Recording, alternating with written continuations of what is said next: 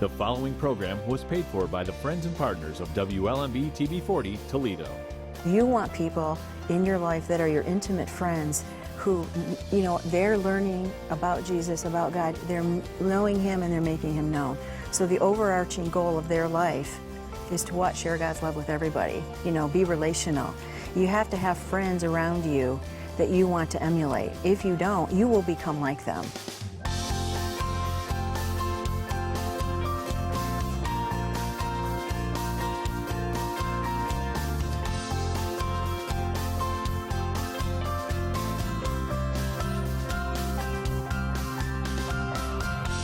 Welcome to another episode of Main Street, the fastest half hour in television. I'm Dr. Jamey Schmitz. Of course, I'm joined by my co-host, Virginia Bossa. Well, thank you, Jamey. We have a great show this week. And you know, Mother's Day is coming up just around the corner, and so we're super excited about that. And so this will be a show that is sure to encourage all you moms, grandmothers, and even you daughters out there.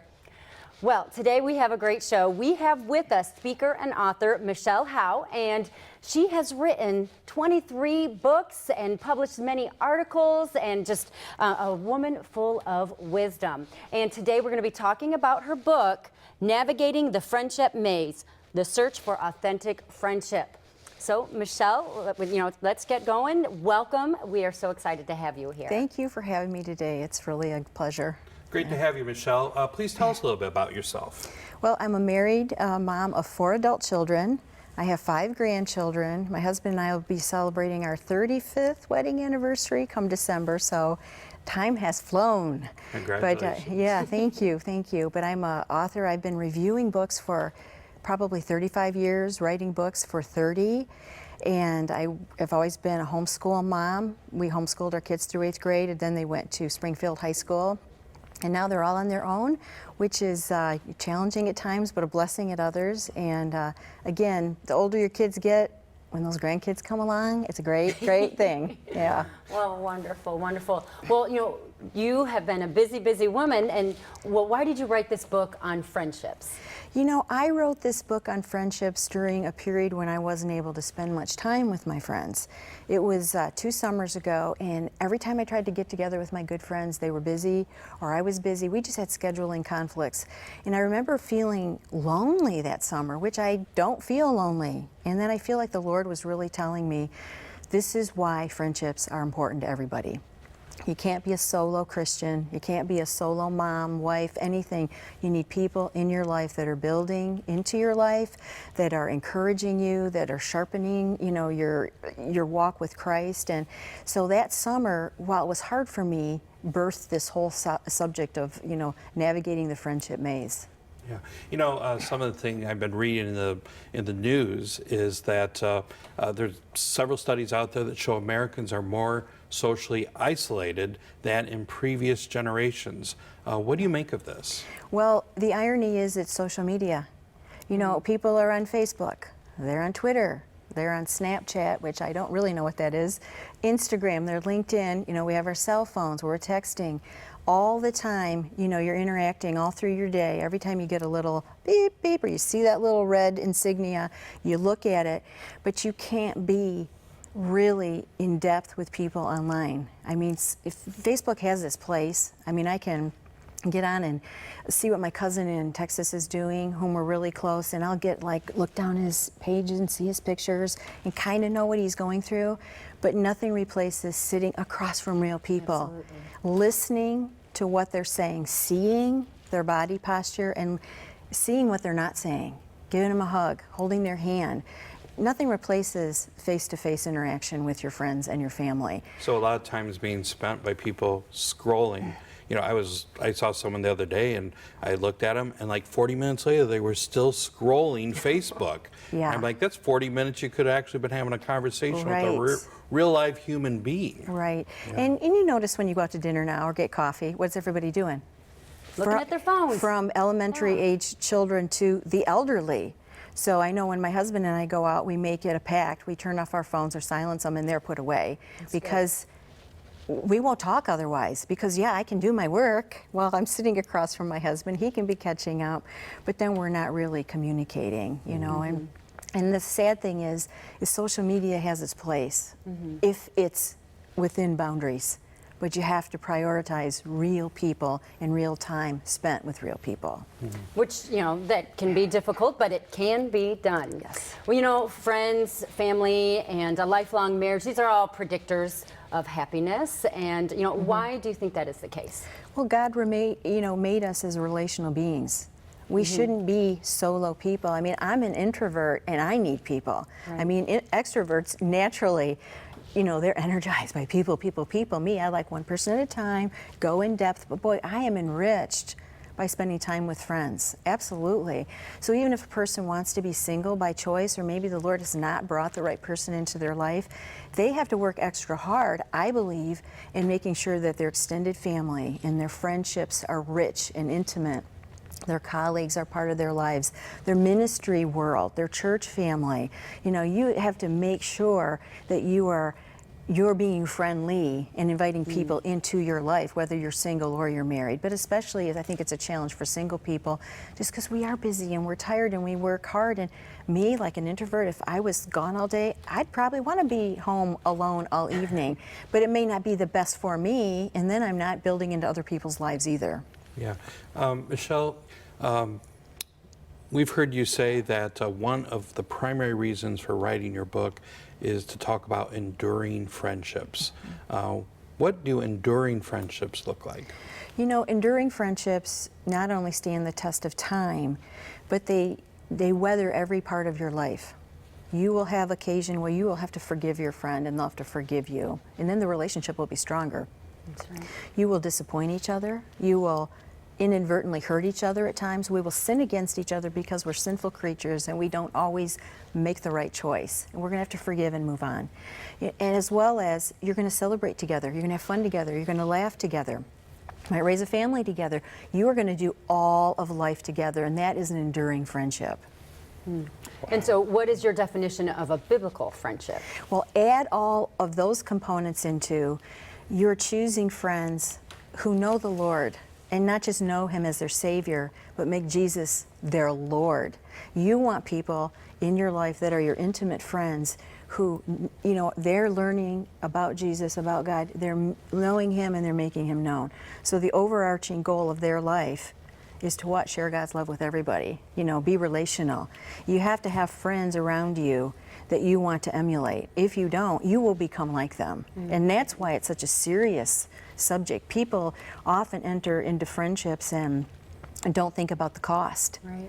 We are always influencing or being influenced, and it should be a delicate, teeter-totter going back and forth. I mean, I shouldn't only be influencing you unless I'm ministering to you, right. But that's not the kind of friendship we're talking about here. A lot of people hear about being equally yoked in marriage, but sometimes that can be in friendships as well, Yes. because, like you said, either they're building you up or they're tearing you down. Exactly. It should include friendships, and I think sometimes we don't think about that. We might be in a vocational setting with somebody. Let's say we're taking a cooking class, and yeah, you can be friends with people and you can become pretty good friends, but you always have to ask yourself, are they on the same life path as I am? And if they're not, then you need to think twice about bringing them into your closest circle. Yeah. That's right. One of the quotes in your book, you say, all women need a few good friends to love them. Explain a little bit of that to our viewers. Well, I think we all need 3 types of relationships in the friendship realm. I think that we need someone to mentor us. And a mentor is, what does that word mean? It means somebody who's a little bit farther along in life than you are, who's gone through more, and you go to them and you say, hey, I have a challenge. What did you do when you were my age? What did you do? Or what did you do wrong? Help me work through this. And they're transparent enough to share their triumphs as well as their trials and their mistakes, but you're gleaning their wisdom and their life experience. So you need somebody who will mentor you. Doesn't mean you have to meet every week, but it means you have somebody in your life that's available when you need them. And then the second type of friend is a peer. You need friends that you're right in the trenches of life in the same season. You don't even have to talk. You just look at each other and you get it, and you laugh or you cry, but because you get it. You're struggling with the similar challenges. Kids are the same age. Maybe you're the same area. Maybe you're older, younger, doesn't matter. But wherever you're at, you need people who are getting where you're going through. And then the third type of friend is someone that you pour into, younger. Might be a younger single mom or a divorced mom, or just a single gal who's really at sea about her life, maybe not feeling good, maybe exhausted and overwhelmed. And you can say, you know what, when I was there, I felt just like you did, but this is what God showed me. And really invest in them and cast a vision of what God is doing in their lives, because they're younger and they don't have as much life experience, and it's easy to become discouraged.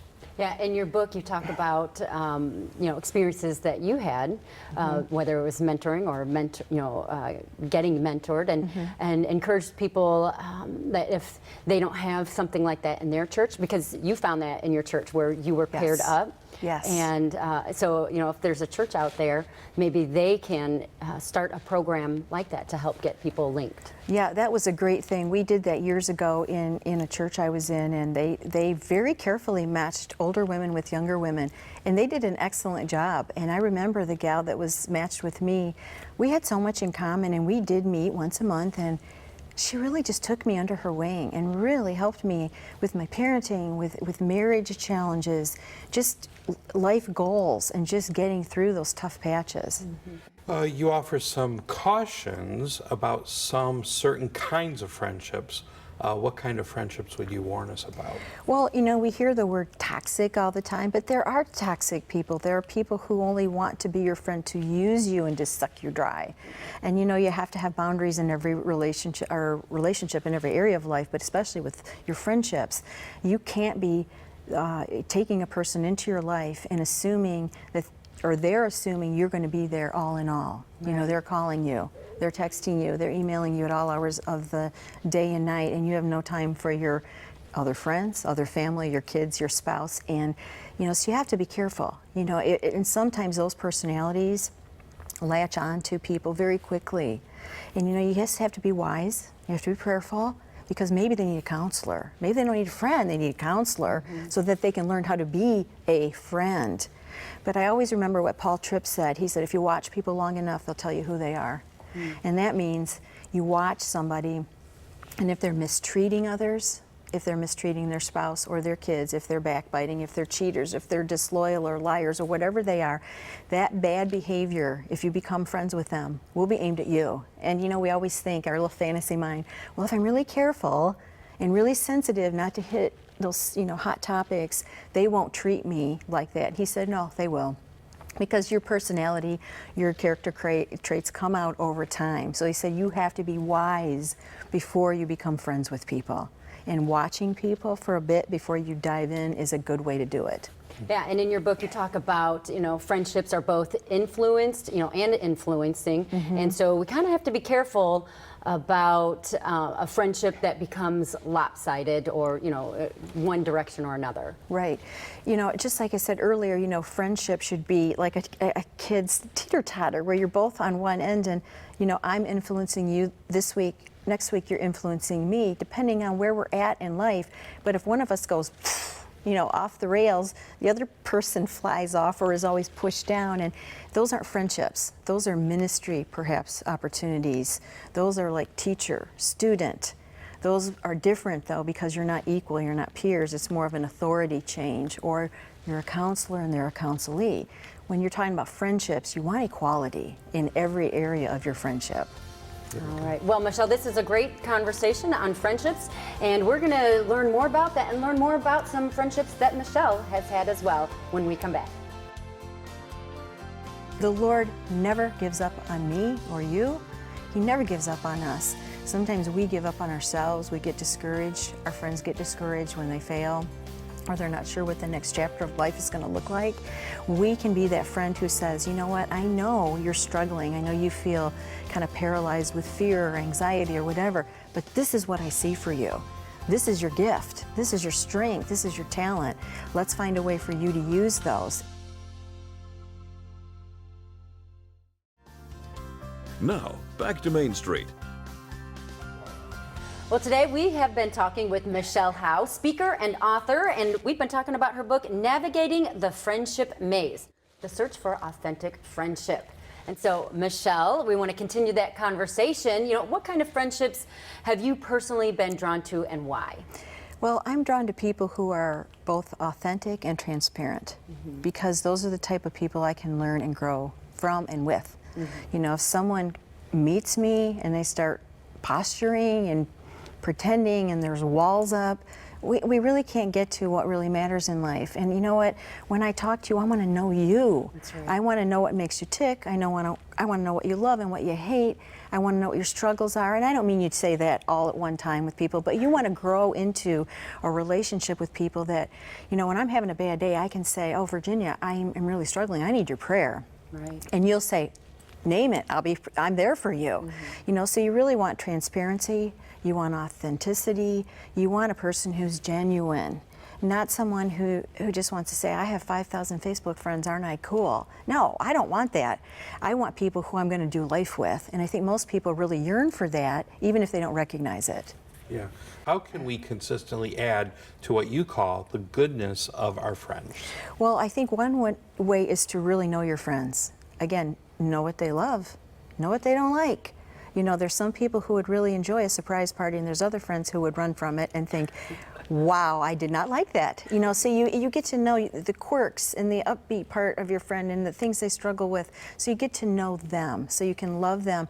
You know, if you're a gift giver, then you know you give in those ways. But I think the bigger thing you can do for somebody is to cast a vision of what Jesus is going to do in their life. You know, the Lord never gives up on me or you. He never gives up on us. Sometimes we give up on ourselves. We get discouraged. Our friends get discouraged when they fail, or they're not sure what the next chapter of life is going to look like. We can be that friend who says, you know what, I know you're struggling. I know you feel kind of paralyzed with fear or anxiety or whatever, but this is what I see for you. This is your gift. This is your strength. This is your talent. Let's find a way for you to use those. And I think that adds great goodness and hope to your friends. Absolutely. Wow. You know, in your book, you also talk about that every woman needs a mentor friend, and you touched on it a little bit earlier, but I'd really like to explore that. What does that look like? You know, I think you need to look at the people in your life, and it may not be every woman is going to have a mentor friend right now, but you look at somebody who you admire, who you respect, who you've kind of watched, and you go, wow, they're really cool. They even handle the hard times in a way that honors the Lord. And you look for people who've been in the trenches of suffering. You know, they're farther enough along in life that, boy, you can learn from them. And maybe you're not going to go through specifically the same challenges, the same difficulties, but you've seen them suffer, and they've suffered well. You know, that's what I look for in a mentor. And the mentor I had has now passed away, but I have another mentor. You know, so you're not always going to have one mentor. That you could have a lot, and God will just bring those people into your life, but be prayerful about it. You know, ask the Lord, I need somebody to invest in me. You know, I'm almost 60 and I need it. You know, we all need it no matter how old we are. And even if you're 80, you find somebody who's 90. Or find somebody who's a few years older. It doesn't matter.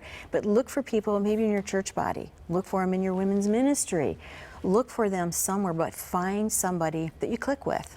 What would you say are some of the biggest mistakes that people make in friendships? I think in today's culture and in the church, and it's really sad, is that we are afraid of confronting sin. We're afraid of being accountable to one another. We're afraid that if we have a conversation with a friend who's deeply enmeshed in sin or going down a dangerous path and we're watching it and it's breaking our heart because we love that person, we're afraid to have a conversation because we're afraid they'll get angry, they'll reject us, they'll end the friendship, they'll talk about us, all of the above or any of the above. But you know, God's word is clear that we are to iron and sharpen iron. We are to have accountability one to another. We are not solo Christians. We are a family. So you need a few friends that you feel comfortable in being able to confront lovingly. And I don't mean slamming a hammer down in words and anger, but prayerfully, I mean bathed in prayer. For a while, ask the Lord, how can I talk to her about this? Because it's breaking my heart, it's hurting her, and she has a spiritual blind spot, which we all have. Again, why we need good friends who will say, you got a blind spot there, honey, you know, and talk to you. And it can be lighthearted, but listening to your friends, it's important. Absolutely. You know, in your book, you do mention a friend that you did some crafts with, and, you know, and she corrected you. And, you know, and it's hard in the moment. Right. But then, you know, you reflect on it and you're thanking God for that for that moment, and you know, Right. you went back to her, and you guys, you know, repaired it, or you know, Yeah. you thanked her for it actually. Yeah. And so, you know, I just want to let people know out there that you are authentic in your book, and you reflect that, and you're very genuine. So they got into some conflict over when they were doing crafts. Is that what you're saying? No, there wasn't a conflict, No. but you know, Michelle. You know, I remember it clear as okay. day. She was a quilter, and she was teaching me how to quilt, and she was very good. And I remember painstakingly trying to do it. And she said, you know, the last time you were here, you said something about your husband, and it wasn't very kind. And I just want you to know that I've been praying about it. And I went, and I don't think I remembered what I said, but she did.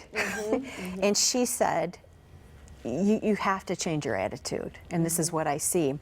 And I accepted it, but inside I was like hurt. And I thought, oh, I was so embarrassed.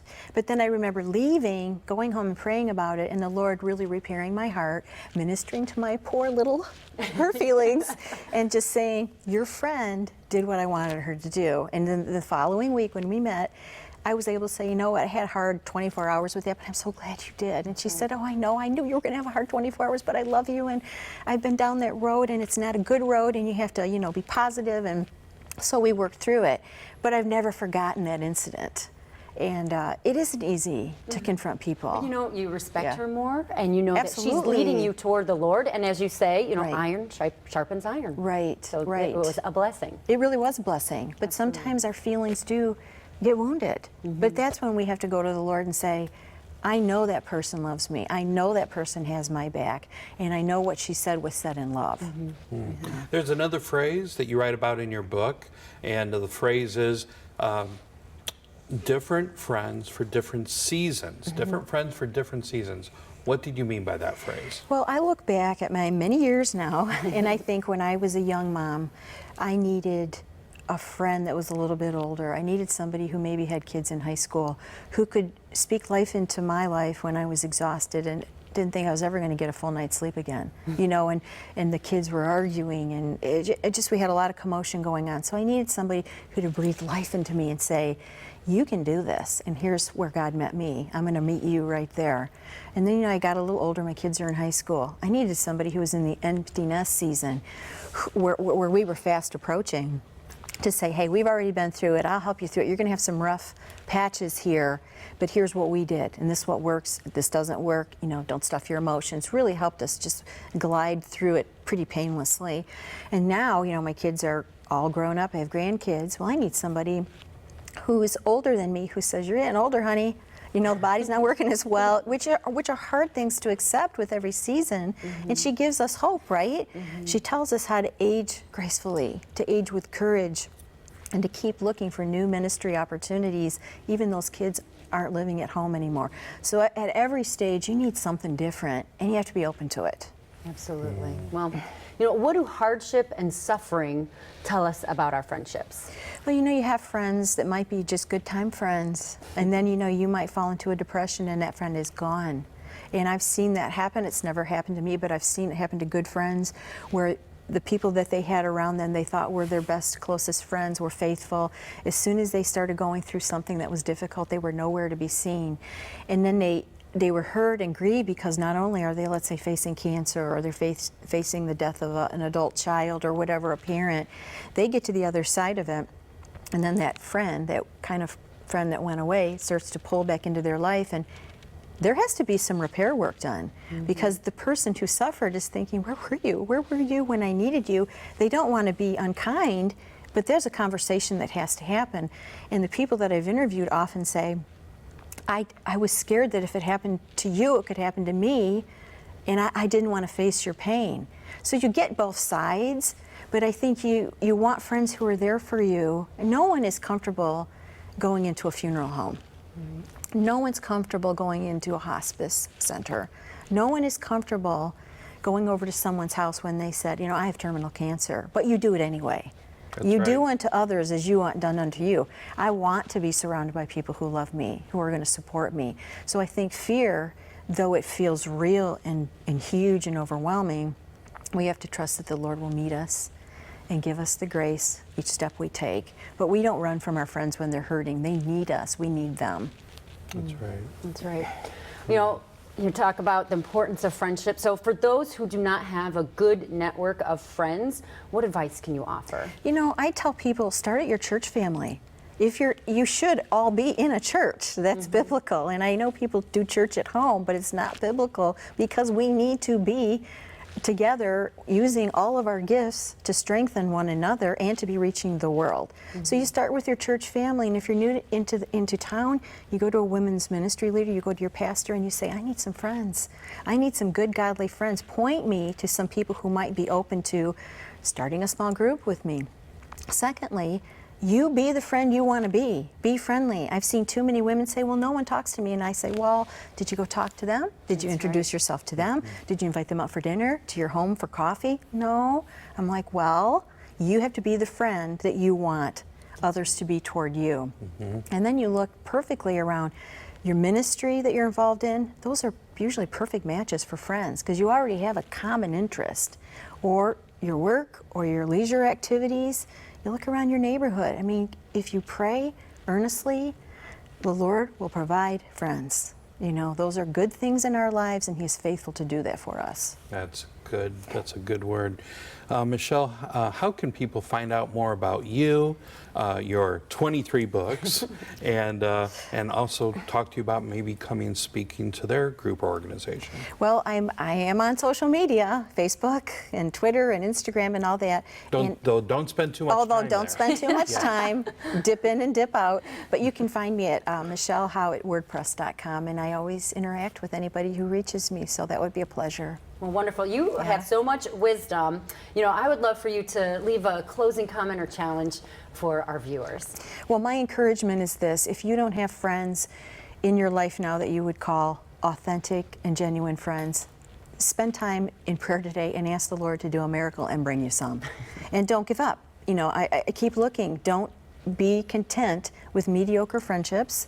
Don't be content not to have friendships, but see that as an integral part of your life. Michele, thank you for visiting us on Main Street. Will you come back and visit us another time? I sure will. Thank you so much. This was a pleasure. Very good.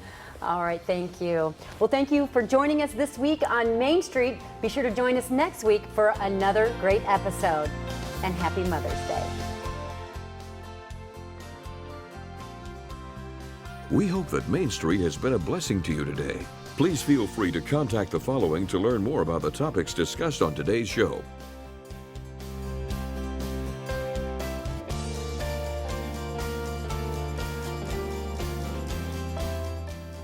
WLMB would like to thank all the faithful supporters of WLMB that make this program possible. Main Street is a production of WLMB-TV 40 in Toledo. All rights reserved.